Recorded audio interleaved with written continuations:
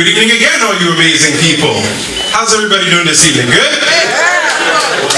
One more time. Can I get a good? There we go. I want to get some energy in the room. That's right. There we go. So again, welcome to Concerned Haitian Americans for Eric Adams.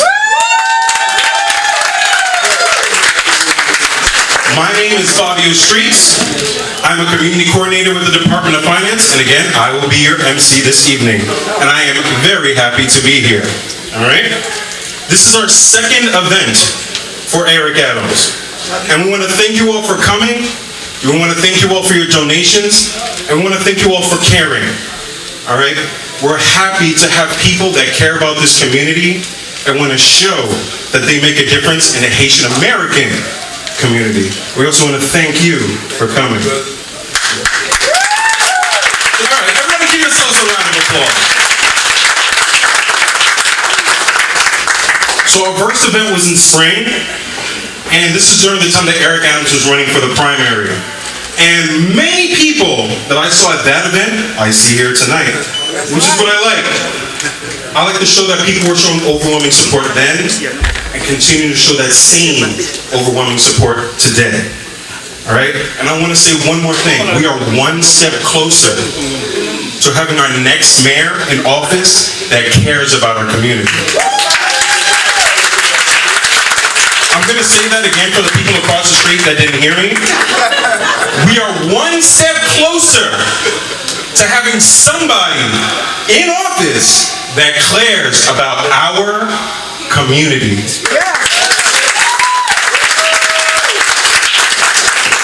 So as said, this is our second event for Eric Adams, our next mayor of New York City. And this is a chance for everybody to get to know him a little bit better, to understand what he is going to do for our community. So tonight's events will go as follows. We'll have a few guest speakers. Afterwards, we'll hear from our honored guest, Mr. Eric Adams. Then, we'll have a personal meet and greet in the upper level for our co-hosts and host committees. And then finally, Mr. Adams will walk around and salute the rest of the guests. That will be everybody else, right? Everybody else here that came to see Mr. Adams, and everybody else who came to support the community. So, without further ado, let me introduce our first guest speaker. I've had the pleasure of knowing this person for 30 years or more. All right? She's been a pillar of strength and affluence within the Haitian American community. Many of you know her from seeing her on TV, and some of you have even traveled with her around the world. Without her, I actually would not be here. The CEO of Compagay, the host of Gina's Weekend, Gina Faustin.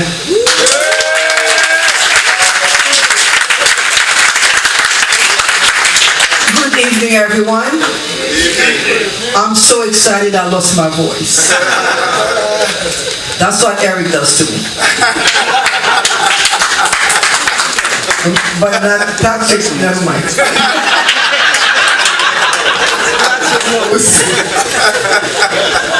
Get me in trouble in here. You're gonna be the mayor, you know what I mean? Welcome. Thank you. Honorable Board President Eric Adams. It is another pleasure to have you here with us. We're extremely excited.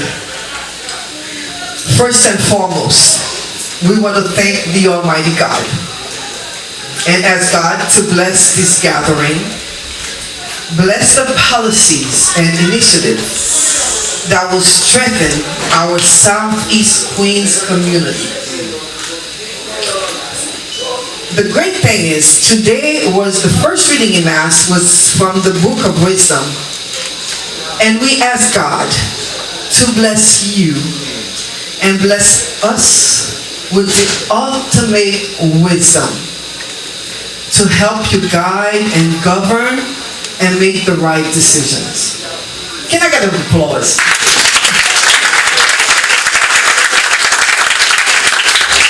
As the co-chair of tonight's event, I want to thank all the hosts and co-hosts for their hard work. Can I get all the hosts, all the members of the host committee to please stand up so Eric can see you? And all the co-hosts as well, please stand up for your hard work. Now, just to be clear and be transparent and to make all of you happy, the goal for this event was to raise $25,000. As of today, we raised $27,700.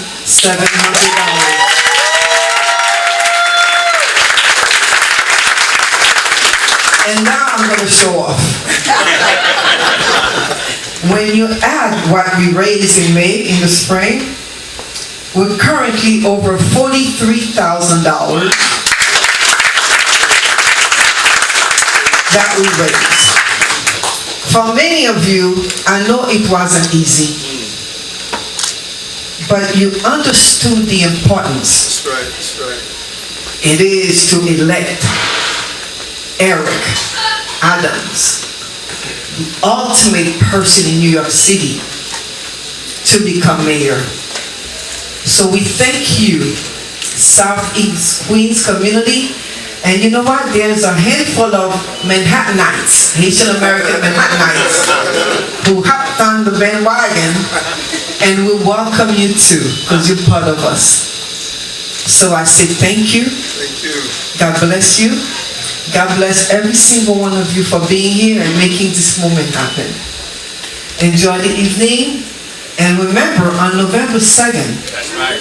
you got to go out there, right. grab 5 people, That's right. and take them to the poll to vote. Thank you.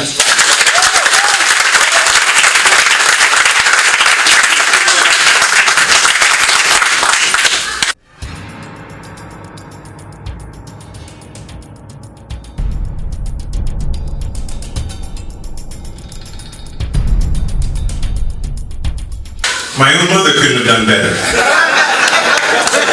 Just saying. Just saying. So, our next speaker, I remember many years ago when I would have to take the bus back and forth home, I would see this man on the bus. He would smile to me. I remember going to the supermarket and seeing this man working hard within our community. And now he's someplace where he can make a difference.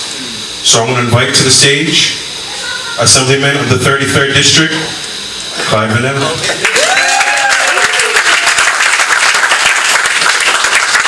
Good evening, everybody. Good evening, everyone. What a great time to be here and so be excited to see how the Haitian community is organized around this effort. Give yourselves a round of applause. Now is a time, more than ever, where we need to be together. Where the community of Haitians need to take us some. You got to think my Creole.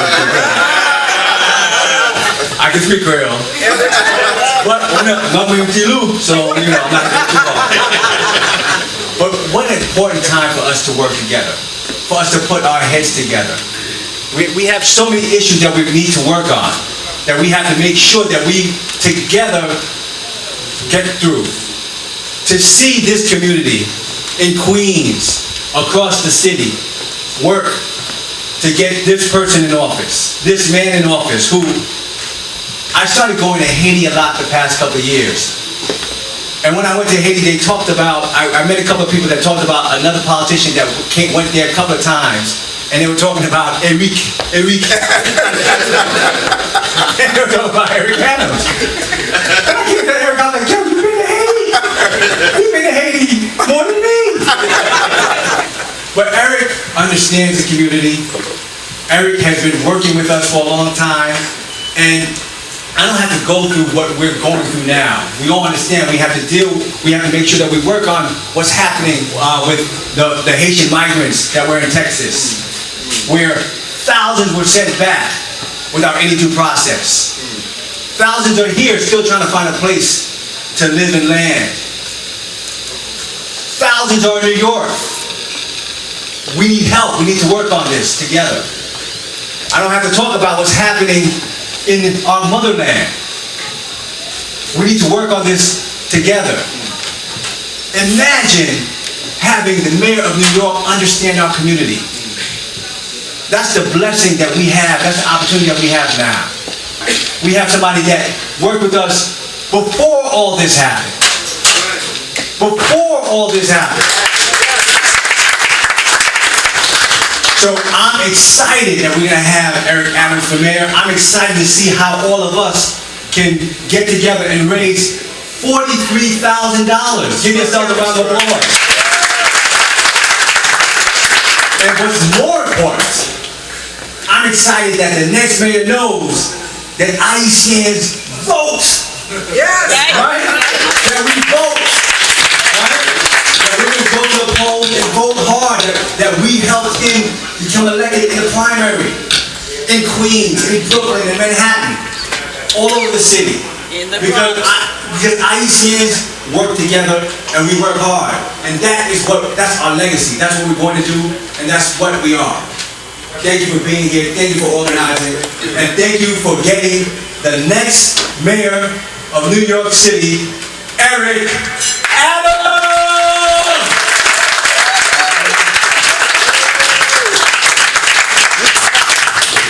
Wonderful, wonderful, wonderful.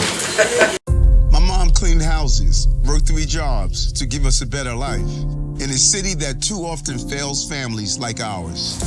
I'm Eric Adams. We have to invest in early childhood education, universal child care, and affordable housing. That's how we really make a difference. Because it shouldn't matter who you are or where you live. We all have a right to a safe and secure future. That's what I will fight for as mayor.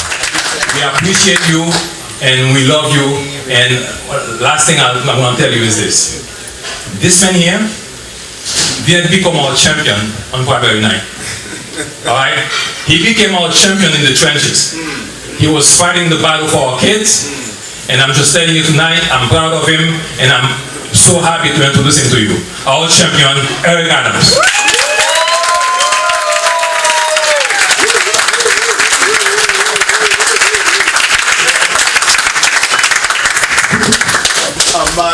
My voice will carry. First of all, thank you. And what you stated was so powerful and profound. And you're right. Trust me, folks, when you get over the primary, you could, people, you have billionaires, you have people who want to contribute, and I'm clear.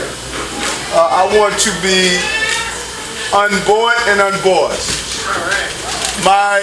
My community brought me to the dance. I'm going to dance with you, and you're going to ride in my car back home together. We're not. You put together your pennies, your dollars, your coins during the primary. You look at 11,000 people that contribute. We were in backyards. We were in basement with blue lights. We were all over the place. You just put it together. And folks like my brother Vanell, I cannot thank you enough, man. You told me, brother, I'm gonna bring you Southeast Queens. Don't worry about it. And the whole Southeast Queens contingent just made it happen. And Sister Gina, I just really appreciate you and Fabio and the entire committee. The committee has, just come and just said, listen, we're going to do these. These are hard times. And when you raise, $47,000, think about that. That's right, that's right. Black folks are not going to just write you a check. When you raise $47,000 and then a substantial portion of that is being matched 8-to-1, that is how we did it. We outraised the entire field. We raised $11 million during the primary. Wow. Yes. Wow. That's right. $11 million from everyday people. And then we raised another 7.2 for this general election. Yes, yes. $18 million. When we started out this journey and we looked at this Herculean task, we wondered how we going to raise $11.2 million. And I told my team day one, just pray. Just pray.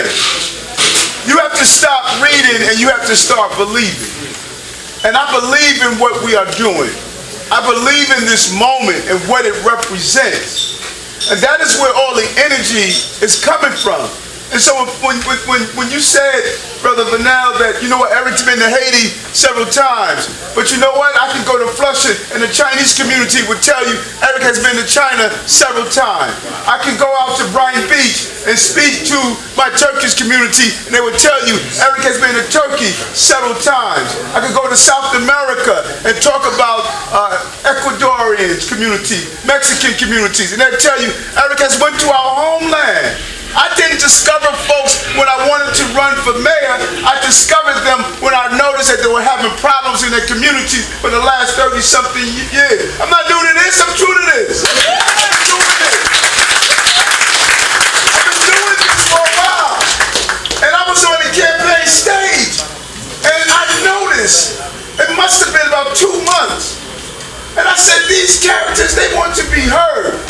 I wanted to be felt. I wanted my people to feel that he lived the life that we live.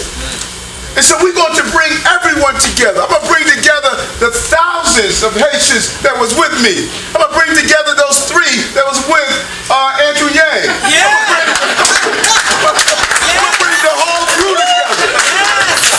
Got that right. We're going to bring everyone under this umbrella. Because you know what? Gandhi said it's right.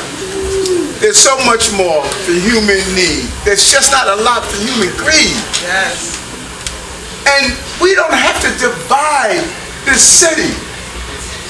I'm sitting down with my major business leaders and saying, I need you to do your job. You're doing business in this city. I need for you to do a paid internship program where every young child can get the exposure that they need. Let them get a paid internship into Google, into Goldman Sachs, into Apple. Let them have jobs so they can bring home a little money to help out the family, but at the same time, learn those soft skills of being in a corporate environment. Help us build out a real CTE program where we can show the technology and young people get certifications that can go right into jobs. Some people are not going to go automatically into college. It took me 14 years to get my master's degree because I couldn't afford to go during the day. I went at night. But at least I was able to be gainfully employed. Our babies are not able to be gainfully employed because they don't have the soft skills, they don't have the technical skills that they need. Our corporate entities are saying, Eric, we are ready to help. Tell us how we need to help. And then we can't separate the high-income earners in this city. That's right. Listen, it's 8.8 million of us, folks. But 65,000 pay 51% of the income taxes.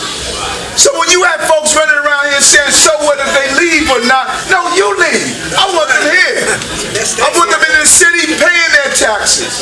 I want the person that drives the limousine to be paid a good salaries and middle class living, but I want the person in the back of the limousine to use their discretionary dollars and to tax them appropriately to pay for the goods and services of our city. That's the ecosystem of a city. If you have all low-income earners, no high-income earners, you're not going to be able to provide the resources for your city. That's just how cities run. That's right, that's right.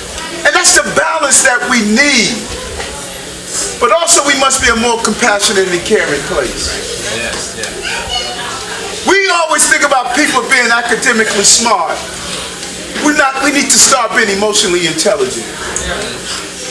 That is the goal we must do. And understand that this city is a diverse city. You know, 47% of Brooklynites speak a language other than English at home. And I'm sure the numbers in Queens are even higher.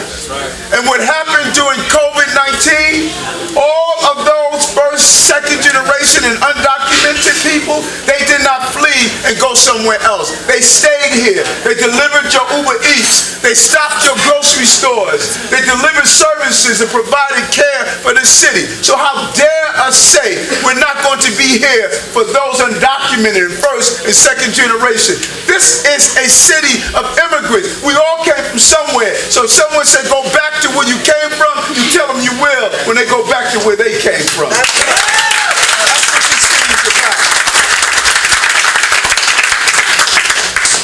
And then we have to lean into our small businesses.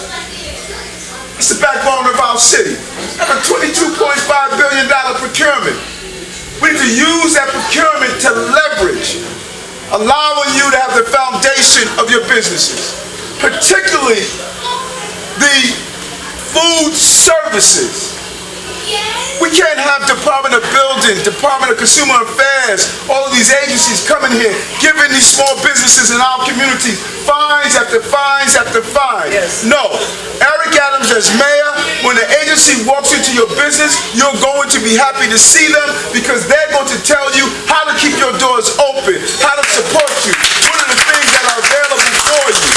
That's the relationship that we must have. And do an analysis. You know, the assemblyman would tell you You know how much we're leaving on the table every day? Earned income tax credit, SNAP, healthcare. We leave so much on the table because government expects for you to find the money for a Metro card, go downtown, and figure out the challenges of navigating bureaucracy to find out what your tax dollars make you eligible for. Those days are over. We're going to create an army of people that's going to knock on Ms. Jones' door and say, Ms. Jones, I noticed you are eligible for SNAP. You're eligible for DREAM. You're eligible for Earned Income Tax Credit. You're eligible for these things. We're going to show you how you sign you up for them so you can get what you deserve. You are worried about being food insecure. We're going to make sure you get your SNAP benefits so you can do so. And that young mother who has 4 children, she can get $3,500 a year for Earned Income Tax Credit and don't know how to get it. No one told her how to get it. We expect for everyone to know that. No, we're taking the movement to the people and not the people coming to us. That's how government is supposed to work. Listen, we don't believe government is able to work. I know that. I know that. Because many of you, you're part of the busy box generation. You used to pull your radios out of your cars. You knew if you left it in overnight, someone would steal it, and so you just basically said, I know better. You had no radio signs on your windshield. We adjusted. We built industries around the failure of being safe. We said, let's just throw up our hands. Let me tell you something, my people. I have a maladjusted personality. I'm not going to adjust to the dysfunctionality of my city and my country. We are so much better than what we're seeing. And that dysfunctionality is countrywide. It's not only New York. All over this country, we're seeing people living in systemic poverty because of a lack of opportunity. This is the only country on the globe where DREAM is attached to our name. There's no French dream. There's no German dream. There's no Polish dream. But there's an American dream. You could come to this country as a dishwasher and then own a chain of restaurants. You could come here with not $1 in your pockets, but then you could own multiple banks. You can come here not understanding the language and then open language schools teaching English throughout the entire country. This is a country where your dreams are able to be lived out, but government has been in the way. Government has caused you your inability to be able to have a peaceful sleep, to enjoy the American dream. That nightmare starts on January 1st. We're going to start allowing those 10 million dreams to come alive and see what this country is made of. My mom cleaned houses, worked 3 jobs to give us a better life in a city that too often fails families like ours. I'm Eric Adams. We have to invest in early childhood education, universal child care, and affordable housing.